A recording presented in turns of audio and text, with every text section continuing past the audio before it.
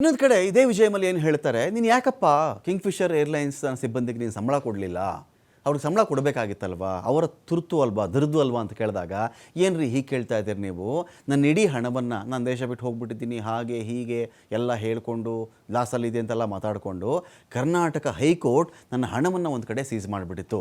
ಒಂದು ಕಡೆ ಹಣ ಸೀಸ್ ಮಾಡೋದು, ಇನ್ನೊಂದು ಕಡೆ ಕಳ್ಳ ಅಂತ ನನ್ನ ಹೇಳೋದು.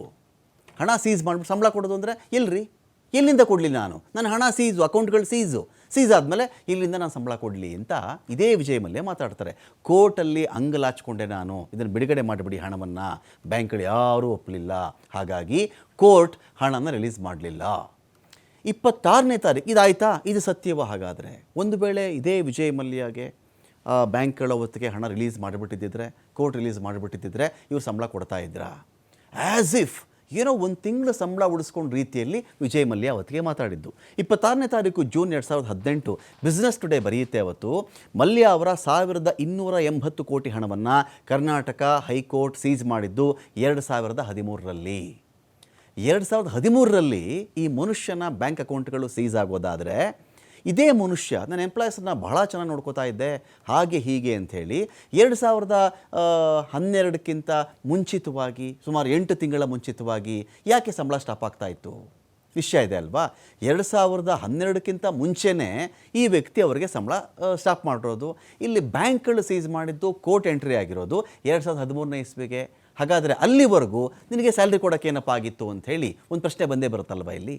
ಇದೊಂದು ಇಂಪಾರ್ಟೆಂಟ್ ಪಾಯಿಂಟ್ ಇದೆ ಇಲ್ಲಿ. ಇನ್ನು ಬಿಸ್ನೆಸ್ ಟುಡೇ ಬರೆದಿರೋದು ಮಲ್ಯ ಅವರ 1280 ಕೋಟಿ ಹಣವನ್ನು ಕರ್ನಾಟಕ ಹೈಕೋರ್ಟ್ ಸೀಸ್ ಮಾಡಿರೋದೇ 2013ರಲ್ಲಿ. ಇನ್ನೊಂದು ಕಡೆ 10 ಮಾರ್ಚ್ 2016ನೇ ಇಸ್ವಿ, ಇಲ್ಲಿ ಡೇಟ್ ಬಹಳ ಇಂಪಾರ್ಟೆಂಟ್ ಆಗುತ್ತೆ. ಇದೆಲ್ಲವೂ ಕೂಡ ಇಂಟರ್ ಕನೆಕ್ಟೆಡ್. ಇದು 10 March 2016 the Economic Times Mallya ಉದ್ಯೋಗಿಗಳಿಗೆ 2012ರಿಂದಾನೇ ಸಂಬಳ ಕೊಡೋದನ್ನು ಬಂದ್ ಮಾಡಿದ್ದಾರೆ. ಹಾಗಾಗಿ 26 September 2013 the Times of India ಬರೆಯುತ್ತೆ, ಮಲ್ಯ ಕರ್ನಾಟಕ ಹೈಕೋರ್ಟ್ನಲ್ಲಿ ಕೇವಲ 3 ಕೋಟಿ ಹಣ ಒಂದು ತಿಂಗಳ ಸಂಬಳವನ್ನು ಕೊಡೋದಕ್ಕೆ ಮನವಿ ಮಾಡಿಕೊಂಡಿದ್ರು ಅಂತ. ನೋಡಿ, 8 ತಿಂಗಳು 9 ತಿಂಗಳು ಒಂದು ವರ್ಷದಿಂದ ಒಬ್ಬ ಮನುಷ್ಯ ಸಂಬಳ ಕೊಡದೆ 3 ಕೋಟಿ ಬಿಡುಗಡೆ ಮಾಡಿಬಿಡಿ. ನೋಡಿ, ಅದೆಲ್ಲ ಇದೆ ನೋಡಿ. ಇಲ್ಲಿ 3000 ಎಂಪ್ಲಾಯೀಸು 300 ಕೋಟಿ ಸ್ಯಾಲ್ರಿ ಕೊಡಬೇಕಾಗಿತ್ತು ಅವ್ರಿಗೆ. 3000 ಉದ್ಯೋಗಿಗಳು 300 ಕೋಟಿ ಸಂಬಳ ಕೊಡಬೇಕು. ಕೋರ್ಟಲ್ಲಿ ಮನವಿ ಮಾಡಿದ್ದು ಎಷ್ಟು ಗೊತ್ತಾ ಇವರು? ಕೇವಲ 3 ಕೋಟಿ ಹಣ, ಅದಕ್ಕೆ ನಾನು ಮನವಿ ಮಾಡ್ಕೊಂಡಿದ್ರು. ಇದೇನಾಗುತ್ತೆ ನಿಮಗೆ ಅವ್ರು ಹೇಳ್ಕೊಂಡಾಗ, ಅಯ್ಯೋ ಪಾಪ ಮಲ್ಯ ಟ್ರೈ ಮಾಡಿದ್ದಾರೆ, ಮಲ್ಯ ಕೋರ್ಟ್ ಕೇಳ್ಕೊಂಡಿದ್ದಾರೆ ಅಂತಾರೆ, ನಂಬರ್ಸ್ ಜನಗಳಿಗೆ ಮರ್ತು ಹೋಗಿರುತ್ತೆ. ಕೇಳ್ಕೊಂಡಿದ್ದಾರೆ, ಕೋರ್ಟ್ ಕೊಡಲಿಲ್ಲ ಅಂದರೆ ಪಾಪ ಅವರೇನ್ರಿ ಮಾಡ್ತಾರೆ, ಅವ್ರಿಗೆ ಆ ಉದ್ದೇಶ ಇರಲಿಲ್ಲ ಅಂತ. ಇಲ್ಲಿ 300 ಕೋಟಿ ಸಂಬಳ ಕೊಡಬೇಕು, 3000 ಎಂಪ್ಲಾಯೀಸ್ ಇದ್ದಾರೆ, 3 ಕೋಟಿ ಹಣ ಬಿಡುಗಡೆ ಮಾಡಿಬಿಡಿ, ಕೊಡ್ತೀವಿ ಅನ್ನೋ ರೀತಿಯಲ್ಲಿ ಇವ್ರು ಕೇಳಿದರು.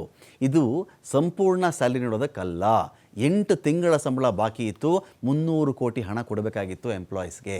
ಇನ್ನು 9 ಆಗಸ್ಟ್ 2014 ಬಿಸ್ನೆಸ್ ಸ್ಟ್ಯಾಂಡರ್ಡ್ ಬರೆಯುತ್ತೆ, ಹಲವು ಉದ್ಯೋಗಿಗಳಿಗೆ ಇವರು ಕೊಡಬೇಕಾಗಿದ್ದಂಥ ಬಾಕಿ ಸಂಬಳ ಎಷ್ಟು ಅಂದರೆ 25ರಿಂದ 50 ಲಕ್ಷ ರೂಪಾಯಿವರೆಗೆ ಸಂಬಳವನ್ನು ಇನ್ನೂ ಕೂಡ ಕೊಟ್ಟಿಲ್ಲ. ಒಬ್ಬೊಬ್ಬ ಎಂಪ್ಲಾಯೀಸ್ಗೇ ಇವರು ಅಷ್ಟು ಬಾಕಿ ಉಳಿಸ್ಕೊಂಡಿದ್ರು ಅಂತ. ಯಾರೋ ತಿಂಗಳಿಗೆ 2 ಲಕ್ಷ ಬರೋರು ಇರ್ತಾರೆ, 2.5 ಲಕ್ಷ ಬರೋರು ಇರ್ತಾರೆ, 1 ಲಕ್ಷ ಸಂಬಳ ಬರೋರು ಇರ್ತಾರೆ. ಅವತ್ತಿನ ಕಾಲದಲ್ಲಿ ಮಾತಾಡ್ತಾ ಇದ್ದೀನಿ. ಇದು 25ರಿಂದ 50 ಲಕ್ಷದವರೆಗೆ ಸಂಬಳವನ್ನು ಇನ್ನೂ ಕೂಡ ಕೊಟ್ಟಿಲ್ಲ ಅಂತ ಬರೆಯುತ್ತೆ. ಉದ್ಯೋಗಿಗಳಿಗೆ ಸಂಬಳ ಕೊಡದೇ ಇರತಕ್ಕಂಥ ವಿಚಾರವನ್ನು ವಿಜಯ್ ಮಲ್ಯ ಡಿಸೆಂಬರ್ 2015, ಇಲ್ಲೇನಾಗುತ್ತೆ ನಿಮಗೆ ಆಶ್ಚರ್ಯ ಆಗಿಬಿಡುತ್ತೆ, ಒಂದು ಕಡೆ ಸಂಬಳ ಕೊಟ್ಟಿಲ್ಲ, ಆ ಸಿಬ್ಬಂದಿ ಪ್ರತಿಭಟನೆ ಮಾಡ್ತಾಯಿದ್ರು, ಕೆಲವರು ಆತ್ಮಹತ್ಯೆಯನ್ನು ಕೂಡ ಮಾಡ್ಕೊಂಡಿದ್ರು, ಹೋರಾಟಗಳನ್ನು ಮಾಡ್ತಾಯಿದ್ರು, ಕೆಲವರು ಕೆಲಸ ಮಾಡಲ್ಲ ಅಂಥೇಳಿ ಸ್ಟ್ರೈಕನ್ನು ಮಾಡಿದರು ಆ ಒಂದು ಕಂಪನಿ ಚಾಲ್ತಿಯಲ್ಲಿ ಇದ್ದ ಟೈಮ್ನಲ್ಲೇ ಕೂಡ. ಇದಿದ್ದರೂ ಕೂಡ ವಿಜಯ್ ಮಲ್ಯ 2015 ಡಿಸೆಂಬರಲ್ಲಿ ಏನು ಮಾಡ್ತಾಯಿದ್ರು ಅಂದರೆ, ಆಗ ಈ ವ್ಯಕ್ತಿಗೆ ಷಷ್ಠಿ ಪೂರ್ತಿ 60 ವರ್ಷ ವಿಜಯ್ ಮಲ್ಯಗೆ 2015ರಲ್ಲಿ. ಏನು ಮಾಡ್ತಾಯಿದ್ರಪ್ಪ ಗೋವಾದಲ್ಲಿ ಅಂತ ಹೇಳಿದ್ರೆ, ಒಂದು ಅದ್ಧೂರಿ ಪಾರ್ಟಿ ಅದ್ಧೂರಿ ಪಾರ್ಟಿ ಮಾಡ್ತಾಯಿದ್ರು, ಬರ್ತ್ಡೇ ಆಚರಿಸ್ಕೊಳ್ತಾ ಇದ್ರು. ಈ ಪಾರ್ಟಿ 1 ಗಂಟೆ 2, ಆ ಪಕ್ಕದಲ್ಲಿ ಕೂತಿದ್ನಲ್ಲ ವ್ಯಕ್ತಿ, ಒಂದು ಕ್ಯಾಪ್ ಹಾಕ್ಕೊಂಡ ನೋಡಿ ಮನುಷ್ಯ, ಯಾರು ಗೊತ್ತಾ? ಅದು ಎನ್ರಿಕೆ ಇಗ್ಲಿಷಿಯಸ್ ಅಂತ. ಯಾರಾದ್ರೂ ಸರ್ಚ್ ಕೊಟ್ಟು ನೋಡಿ, ಸೋಷಿಯಲ್ ಮೀಡಿಯಾದಲ್ಲೋ ಅಥವಾ ಯೂಟ್ಯೂಬಲ್ಲೋ ಸರ್ಚ್ ಕೊಟ್ಟು ನೋಡಿ, ಆ ವ್ಯಕ್ತಿ ಪರಿಚಯ ಇರುತ್ತೆ ನಿಮಗೆ. ಸ್ಪ್ಯಾನಿಷ್ನ ಖ್ಯಾತ ಸಿಂಗರ್. ಆತನ ಆಲ್ಬಮ್ಗಳಿಗೆ, ಇವಾಗ ಆಲ್ಬಮ್ಗಳಿಗೆ ಅಷ್ಟು ಬೇಡಿಕೆ ಇದ್ದು ಇಲ್ಲ ನಮಗೆ ಗೊತ್ತಿಲ್ಲ. ಒಂದು ಕಾಲ ಇತ್ತು ಎನ್ರಿಕೆ ಇಗ್ಲಿಷಿಯಸ್, 2000 ಇಸ್ವಿ 90s ಅಥವಾ 2000 ಆದಮೇಲೆ ಪೀಕ್ ಟೈಮ್ ಅವ್ರದ್ದಲ್ಲ. ಎನ್ರಿಕೆ ಇಗ್ಲಿಷಿಯಸ್ದು, ಬ್ರಯನ್ ಆಡಮ್ಸ್ದು ಅಥವಾ ರೋಲಿಂಗ್ ಸ್ಟೋನ್, ಈ ಥರದ್ದೆಲ್ಲ ಬರ್ತಿದ್ರಲ್ಲ, ಒಂದು ಪೀಕ್. ಬ್ರಿಟ್ನಿ ಸ್ಪಿಯರ್ಸು ಇವ್ರದ್ದೆಲ್ಲ ಇತ್ತಲ್ಲ, ಒಂದು ಪೀಕ್ ಇತ್ತು. ಆ ಮನುಷ್ಯನನ್ನು ನೀವೊಂದು ಬರ್ತ್ಡೇ ಪಾರ್ಟಿಗೆ ಆಹ್ವಾನ ಮಾಡ್ತೀರಿ ಅಂದರೆ ಕೋಟಿಗಟ್ಟಲೆ ಹಣ ಕೊಡಬೇಕು. ಎನ್ರಿಕೆ ಇಗ್ಲಿಷಿಯಸ್ ಅಂತ ಗಾಯಕರಿಗೆ ಈ ಮನುಷ್ಯ 2 ದಿನಗಳ ಕಾಲ ಪಾರ್ಟಿ ಮಾಡ್ತಾರೆ. ಇದರಲ್ಲಿ ಬಂದಿದ್ದಂಥ ಗೆಸ್ಟ್ಗಳು ಎಷ್ಟು ಜನ ಗೊತ್ತಾ? 200 ಗೆಸ್ಟ್ಗಳು ಬಂದಿರ್ತಾರೆ. 200 ಗೆಸ್ಟ್ ಅಂದರೆ ಏನು ಕಡಿಮೆ ಗೆಸ್ಟ್ಗಳಲ್ಲ ಅವರೆಲ್ಲರೂ ಕೂಡ, ಎಲ್ಲರೂ ಕೋಟ್ಯಾಧಿಪತಿಗಳೇ. ತಾಜ್ ಹೋಟೆಲ್ನಲ್ಲಿ, ಹೋಟೆಲ್ ಯಾವುದು? ತಾಜ್ ಹೋಟೆಲ್ನಲ್ಲಿ ಎಲ್ಲರಿಗೂ ಉಳಿದುಕೊಳ್ಳೋಕೆ ಇದೇ ಮನೆ ವ್ಯವಸ್ಥೆ ಮಾಡಿದರು. ಈ ಕಡೆ ಕಿಂಗ್ಫಿಷರ್ ಏರ್ಲೈನ್ಸ್ನ ಸಿಬ್ಬಂದಿ ಕೆಲಸ ಇಲ್ಲದೆ, ಸಂಬಳ ಇಲ್ಲದೆ ಒದ್ದಾಡ್ತಾ ಇದ್ದಾಗ ಮಲ್ಯರ ಶೋಕಿ ಈ ಥರ ಇತ್ತು. ಸೋನು ನಿಗಮ್ ಇದ್ದರು, ವಿದೇಶಿ ಸಂಗೀತಗಾರರು ಕೂಡ ಬಂದಿದ್ದರು. 9 ಮಾರ್ಚ್ 2016 ಫೋರ್ಬ್ಸ್ ಬರೆಯುತ್ತೆ, ಮಲ್ಯ 2 ದಿನಗಳ ಬರ್ತ್ಡೇ ಪಾರ್ಟಿಗೆ 130 ಕೋಟಿ ಖರ್ಚು ಮಾಡಿದರು. ಇಲ್ಲಿ ಕೋರ್ಟಲ್ಲಿ ಬಂದ್ಬಿಟ್ಟು 3 ಕೋಟಿ ಬಿಡುಗಡೆ ಮಾಡಿ, 3 ಕೋಟಿ ಬಿಡುಗಡೆ ಮಾಡಿ ಸಂಬಳ ಕೊಡಬೇಕು ಅಂತ. ಸಂಬಳ ಕೊಡಬೇಕಾಗಿದ್ದಿದ್ದೆ 300 ಕೋಟಿ ರೂಪಾಯಿ ಅಷ್ಟು ದುಡ್ಡು, 3000 ಎಂಪ್ಲಾಯೀಸು. ಇಲ್ಲಿ 3 ಕೋಟಿ ಕೊಡಿ ಅಂತ ಕೇಳೋದು. 2 ದಿನದ ಬರ್ತ್ಡೇಗೆ 130 ಕೋಟಿ ಇದೇ ಮಲ್ಯ ಖರ್ಚು ಮಾಡಿದ್ದದ್ದು. ಇನ್ನೊಂದು ಕಡೆ ಚೆಕ್ ಮಾಡಿದ್ರೆ ಇದೇ ಒಂದು ವಿಚಾರದಲ್ಲಿ ಏನಿತ್ತು ಮಲ್ಯ ಸ್ಟೇಟ್ಮೆಂಟು?